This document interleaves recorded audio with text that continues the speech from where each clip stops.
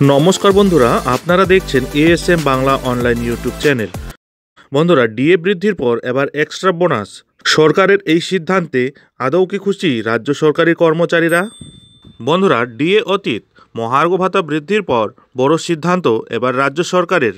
রাজ্য সরকারি কর্মচারীদের দেওয়া হবে হক বোনাস। সরকারের এই সিদ্ধান্তে বেজায় খুশি রাজ্যের সরকারি চাকুরিজীবীরা।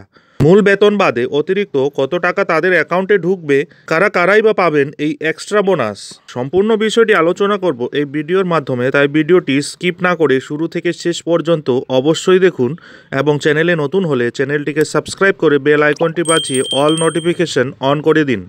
বন্ধুরা, ডিএ বৃদ্ধির পর আরও এক বড় সুখবর রাজ্য সরকারি কর্মচারীদের জন্য।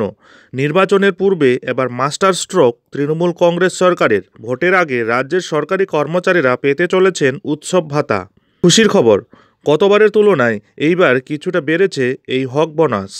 প্রসঙ্গত উল্লেখ্য, কেন্দ্র রাজ্য ডিএ ফারাক দূর করা এবং কেন্দ্রীয় হারে ডিএ আদায়ের দাবিতে লাগাতার আন্দোলন কর্মসূচি করে যাচ্ছেন রাজ্যের লক্ষ লক্ষ সরকারি কর্মচারীরা। যদিও মে মাস থেকে 14% হারে ডিএ পাবেন রাজ্যের সরকারি কর্মচারীরা, তবুও 36% ডিএর পার্থক্য থাকবে কেন্দ্রের সঙ্গে।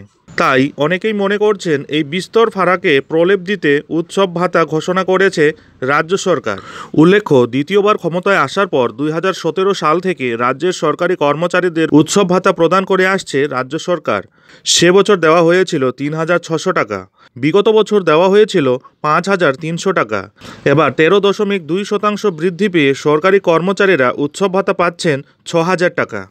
সামনে খুশির উৎসব উপলক্ষে ডিএ ততটা পরিমাণ না বাড়লেও এই এক্সট্রা হক বোনাস ঘোষণার জেরে রাজ্যের সরকারি কর্মচারীদের একটু হলেও খুশি করতে পারে কিনা সেটাই এখন দেখার।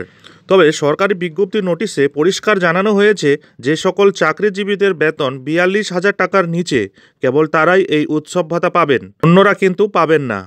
যাই হোক, এখন এ পর্যন্তই। এই ধরনের পরবর্তী আপডেটের জন্য অবশ্যই চ্যানেলে চোখ রাখুন।